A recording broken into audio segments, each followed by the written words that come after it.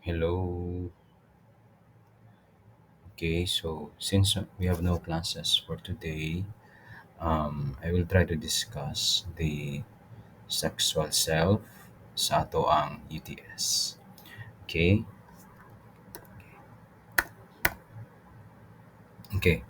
The sexual self, this is the part of ourself that encompasses our biological, our psychological, social, and cultural elements of a person's perception, expression, and of their sexuality. Meaning, this goes beyond our sex, this goes beyond our gender. We will also talk about different family planning styles, um, different sexual attractions, mainly our desires or fantasies. Okay, and actions that relate to our sexual identity. All of this will relate to our parts ato ang sexual self. Okay? So number one is the biological foundation. What makes our sexual self our sexual self? Number one is genetics and sexual orientation. This means that these are the hereditary function, meaning kung unsa man ang napasa sa ato ang ginikanan sa tua, this can be our foundation sa ato ang sexual self. Okay? Our faces, our eyes, our nose, our teeth. Okay? These are the foundations of our genetics and our sexual orientation.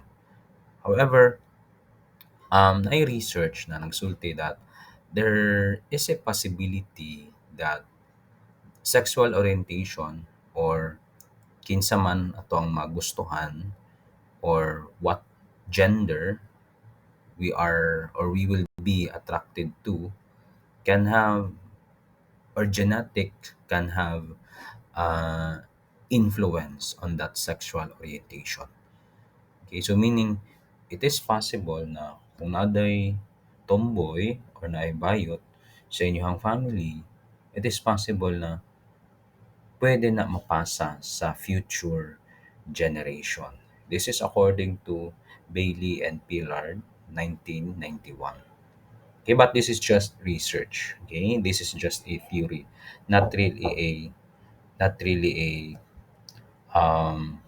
not really a, tawag to, not really a fact. Okay, this is just a ongoing research. Okay, next we have our hormonal influences. When we say hormonal influences, this sa mga lalaki, this is our testosterone. Sa mga babae, ito yung estrogen. Okay, ang testosterone, this helps the feeling of being manly sa mga lalaki, and ang estrogen, the feeling of being womanly sa mga babae. When we say testosterone, this pertains to or this contributes yung deepening of the voice, pag-appear ng Adam's apple, okay, pag-grow ng beard sa mga lalaki, okay, and even pubic hair sa male, kanang buhok sa ilok, okay, and buhok sa genitals part. Sa babae naman, ang estrogen, this is responsible for your period cycle, atong estrogen. Okay. Next, we have neurological processes. Okay. When you say neurological processes, this is our brain processing sexual attraction and sexual preferences. Meaning, each individual have a different sexual or neurological process. That's why in our society, there are heterosexual and homosexual individual. When you say heterosexual, ito yung mga individuals that are attracted to the opposite sex. And yung mga homosexual, ito yung mga individuals that are attracted to the same sex. Okay? That is neurological process. Next, developmental perspective. Okay, when we say developmental perspective, ito na yung kabuuan. Okay? How our sexuality is shaped by biology, hormones, genes. Okay, this is the totality. Okay, also apil na pud diri ang ato ang social environment. Okay, our peers, our friends influence our sexual self. Okay, example ana, in our society dili jud malikayan ang issue sa teenage pregnancy. Okay? Most cases sa teenage pregnancy is because of peer connections. Like, nag-uyab-uyab ang mga barkada, okay, nag-uyab-uyab ang mga classmates. So, na-influensyahan. And as a result, it resulted into teenage pregnancy. In short, na-influensyahan sa barkada. Okay? So, that in part influences our sexual self, our sexual identity. Okay? Moreover, naapoy times na ang cultural influences na makaapekto pod sa atuang sexual identity. For example, sa culture sa Islam, ginabawal ang pagiging homosexual. Okay, if you are caught doing homosexual acts, you will be thrown or you will be killed instantly. Okay, so that's an example of a cultural influences sa ato ang sexual identity. Okay, yeah. Moving on. Next is our psychological. So, kanina, ito yung biological, who we are. When you say biological, it pertains to our individual or our physical aspect. Ang psychological naman, this pertains to our minds, our emotions, okay, our mental perspectives, our sexual identity. Number one is identity development. Okay, this is an influence. When you say identity development, this is an influence of a person's gender identity and social sexual orientation based on his or her social interaction. Meaning, kung kinsa siya, kung kay kinsa siya ma-attract ang lalaki, ma-attract sa lalaki, babae, ma-attract sa babae, that can have an effect on his or her or depending on his or her social interaction. Meaning, kung kay kinsa man siya makipaghalubilo, kung unsa man niyang kultura, that can have an effect on his or her identity. Okay, that is identity development.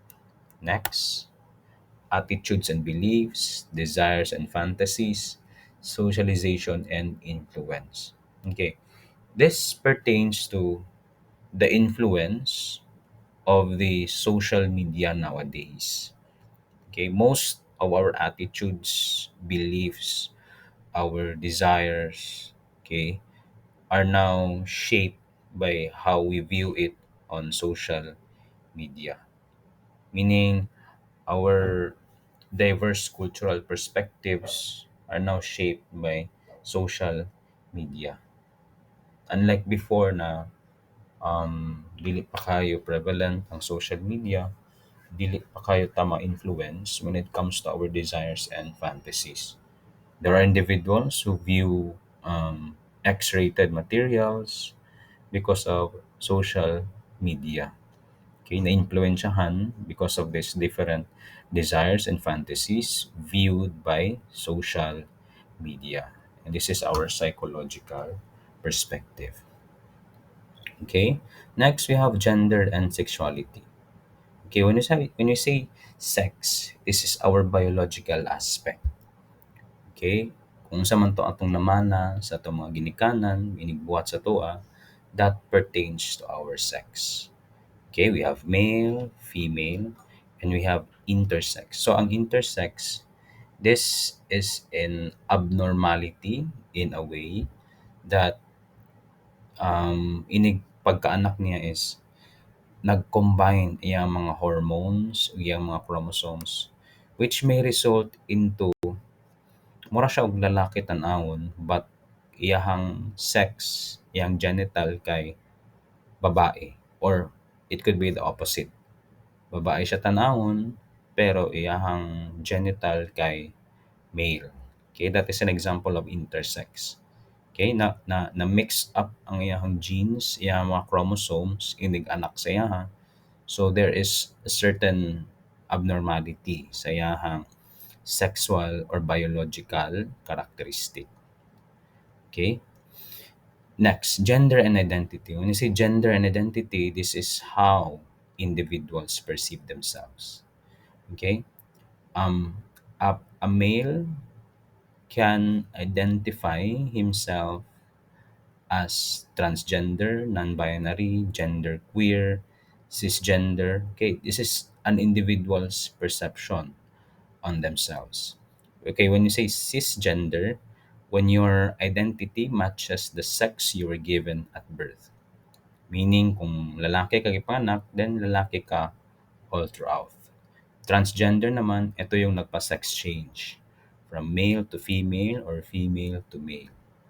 Okay, non-binary, mo nito mga individual nga feel nila dili sila fit sa kanang identity nga male or female. That's non-binary. Okay, non-gen or gender queer, this is a broad term for people who don't identify with just one gender. Meaning they can identify themselves as transgender, non-binary, cisgender. Okay? They don't just identify with just one gender. Okay? Next, we have sexual orientation. When we say sexual orientation, this is how individuals choose their partner. Sexual orientation, individuals choose their own partner. Heterosexual, opposite sex, ma-attract sa opposite sex. Homosexual, same sex. Bisexual, attracted to men and women. Asexual naman, attraction to others.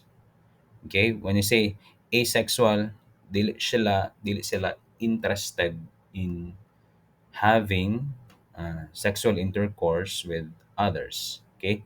Asexual. Next, queer naman, they identify outside outside this typical sexual orientation. Meaning, dili nila makita ilang sarili na bisexual, homosexual, or heterosexual.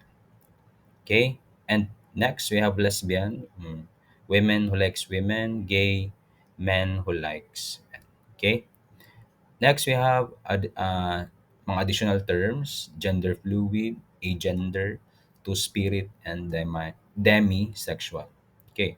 Gender fluid meaning a person can change gender depending on his or her situation.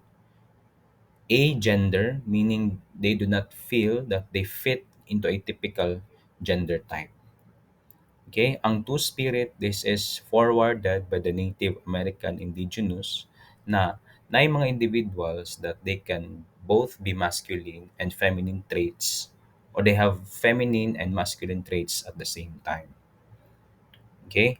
Ang demisexual naman, these are individuals who feels strong sexual attraction only after forming a strong emotional bond with someone. Okay, so those are our terms sa sexual self. Next, sexual health and sexual being. It is important for us to practice safe sex so as to avoid any health complications. Okay, wear condoms. Okay, practice safe sex, practice family planning. Okay, discuss it with health professional in order for you to have a proper sexual health and well-being. Okay, so that ends my discussion.